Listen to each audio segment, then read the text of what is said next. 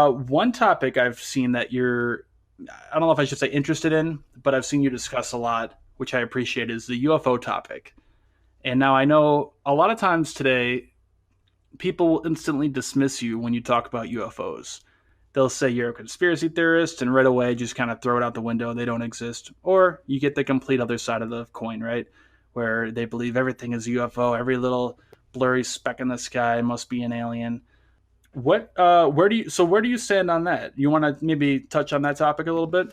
Yeah, absolutely. I think part of the story, at least my history with this, is I can kind of walk you through how this happened and how I decided to do it. Everybody told me that you're going to destroy your career if you start talking about UFOs in any way. I mean, when I say everybody, other people in the industry, people that I look up to, that have been good counselors to me, friends even, they said just don't do it. It's taboo. I totally disagree with that. I think that there's enough stuff that goes on and enough crossover with the secret programs and everything else that anybody that's interested in the aerospace, military aerospace field should be interested in UFOs because you don't know if these reports are seeing a new aircraft or, so it's Absolutely, not yeah. just like, oh my gosh, these are some strange thing about consciousness and metaphysical beings and none of that. This is just interesting because we don't know if we're actually part of it is we don't know if we're actually seeing something that is man-made and something new. So that's one part of it. The other part of it, it's a fascinating topic that I followed. I've been always interested in. I'm very skeptical about everything. You read my stuff, you know what I'm talking about. So I'm extremely skeptical about everything, but I'm open-minded, and I think that there's so much history and there's so much there that it's totally valid to talk about it if you talk about it in the right way. Regardless, a UFO event, and that's really what it was, happened over Oregon in late 2017. And I actually pieced it together. Came from a bunch of different sources. It happened all the way up the Willamette Valley with multiple airliners seeing this and air traffic control involved. And I put this story together, which I thought was really fascinating. And I said, man, this is the first time I've gone there. Okay. And I said, if I hit publish on this, there's no going back. I'm a defense guy that now writes about potential UFOs. And so I hit publish, and it was the best decision I ever made. And not once of all the crazy emails I get, all the angry people that email me about whatever, and everything in between, from all the different channels that we have in our lives now, social media, email, etc., comments. I have never gotten an email or a correspondence that said, you have no credibility now that you write about UFOs. Never. I think there's been one comment even on my comment section one time. That's it. And all the pieces I've done on this. It's how you cover it. You need to cover it from a position of, hey, we just got to look at this like any other thing that you would cover in life as a journalist or as a reporter or whatever, blogger, anything. And kind of what I tell people a lot of times is with the UFO world, there's kind of two different people, it seems. And it's a metaphor I like to use. Some people, so everybody likes magic, or a lot of people like magic, right? Magicians, they really like it. They think it's a kick to watch them do a trick, whatever. Some people just end up falling in love with the magician. They're just obsessed with the persona and the mystery and the whole shtick, right? And some other people just want to know how the trick's done. I'm one of the guys that just wants to know how the trick's done. I'm same, not so same here. interested. I think other stuff's fascinating and the potential of what these things could be or whatever, and it's fun and it's a very colorful history, and it's a whole rabbit hole to go down. But it's how the trick's done that I think that if you approach it that way, I think there's the majority of the population agrees that that there is something there. Now, I started reporting on this before all this stuff happened with the Navy and everything else. I did the Oregon incident, a follow-up, which was probably the most documented FOIA I've ever seen on UFO anything, on an incident. We had all the calls with the FAA and the military and even investigations with the pilots, all voice recorded. It was amazing. They still don't know what that was, by the way, the thing over Oregon, from all my contacts. And then I did one about over Arizona, Learjet and another airplane, a UFO flew over them, and that went national. It was a huge story, huge. It went all the way around the world. Both of them did. But then fast forward about a year, right? Or fast forward a period of time, and then you have this whole thing with the Navy, the Tic Tac incident in 2004. that comes out much larger than it was before, which is it was kind of an inside story before. And then you have all the things that have happened after, including the To the Stars Academy. They've been involved with this, and now the Navy, admitting that there's stuff that they can't supposedly explain. So what I do is I take this subject and I take it from a military defense angle and try to explain some of this and give possibilities based on my expertise that I had to use. And nobody else is really doing that I see that's pretty serious and isn't into the whole, hey, these are some sort of narrative about where they're from and everything else. And I think that people really appreciate it. So that's how I report on the topic. Definitely, some people in the UFO community just absolutely hate it. No matter how much they say they're open minded, they're not. I think the UFO community has done more damage to this whole topic than even the government has. So, Oh yeah. I just do. Not all of them. There's some great people in there. I hate using that huge blanket, but it's just really tough to get through to some of the people in there, and that's fine. It is what it is.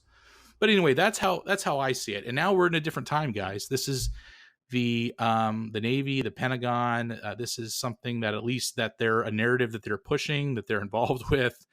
Whatever that narrative really is and the origins of it and what it means, we still don't know. But it definitely is a different phase of the whole UFO American experience. That's for sure. Yeah, it's really interesting. I think I fall in the same boat with you. I'm extremely skeptical, but extremely interested in it. I mean, it blows my mind. It's amazing, and I'm almost like the X Files. You want to believe. I want to find one that's true. I just haven't yet. There's some stuff you definitely can't explain, but I'm not going to jump to the premise that just because I can't explain it, therefore it absolutely must be aliens from another galaxy. But I like that. I like they actually will go out and talk about it and write about it, where a lot of people will stay away from it. Also, when you talk about different military projects, the U.S. We talked to you earlier about this. The U.S. was actually using the UFO story as a cover as well, right? Yeah, there's a history of this. I mean, this is not something that's like new or conspiracy theory. We have the documents that show it. I mean, they in the 60s and during the Cold War, they were able to explain a lot of things off based on pushing a hysteria about UFOs and really perpetuating that stuff like secret aircraft and operations. This was a tool that was used by them. I mean, it worked perfectly for what they needed to do. Somebody sees something that could be a technological risk if it got out. Oh, it's a UFO in the sky. Ha ha ha, little green men. It's very easy to do that. And today that's been totally instilled in our population. So it's even easier now. And I mean, we're in a time, this is what I try to really make clear to people, is that we're in a time of what you'd call like, a new Cold War, a time of great power competition, the Pentagon calls it. And with that, it's a lot of defense spending, a lot of development. But the big thing is what we see in our skies and how our skies look is going to change dramatically in the next decade.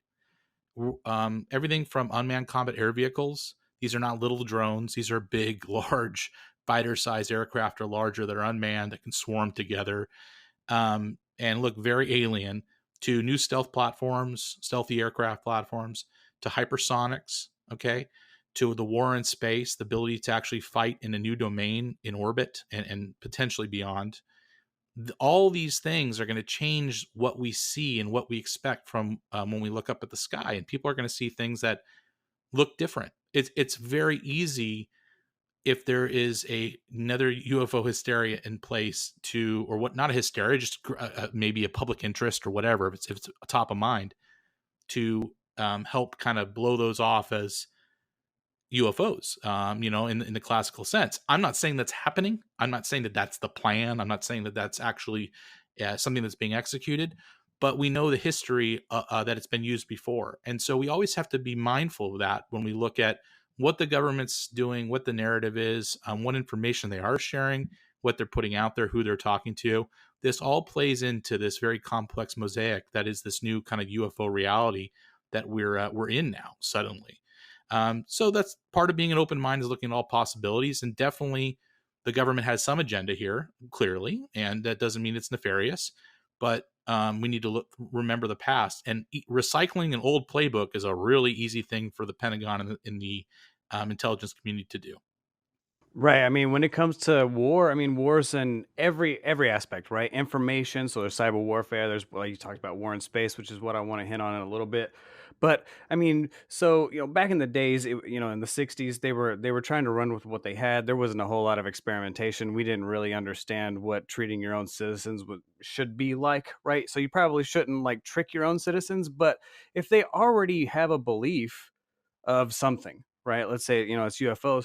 You got to run with it. Even if I know you talked about how it was kind of constructed and everything else, but even still, like, run with it. If they already believe it, why not? Because if you can't tell them what it is, just don't tell them what it's not.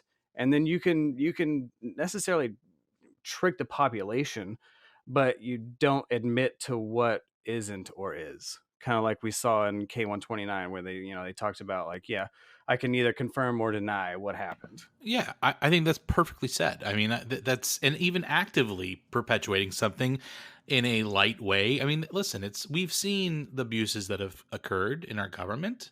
We so much is done right. So there's also wrong, and you just got to keep that in mind. It's just one element. It's just one element, one possibility of this that we gotta look at. And other possibility is that and once again, I think every interview I've talked about this, I've said the same thing: is that the we've plowed tens of hundreds of billions, trillions into the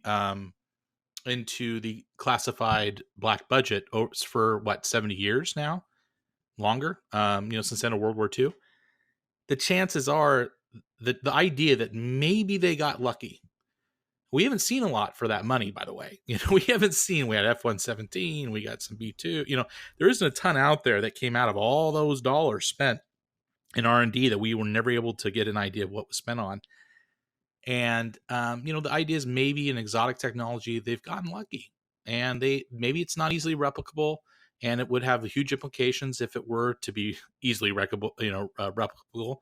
So it lives in a dark state and it's used very sparingly. I don't know. I would not put that outside the realm of possibility when the next thing to jump to is, oh yeah, by the way, they're aliens from outer space and they've been here forever and we just still have no idea what the deal is. You see what I'm saying? That's a possibility too. Why not? But I think that looking at the terrestrial options, it's not as sexy, it's not as fun, it's not as interesting, and it would break a lot of expectations for a lot of people.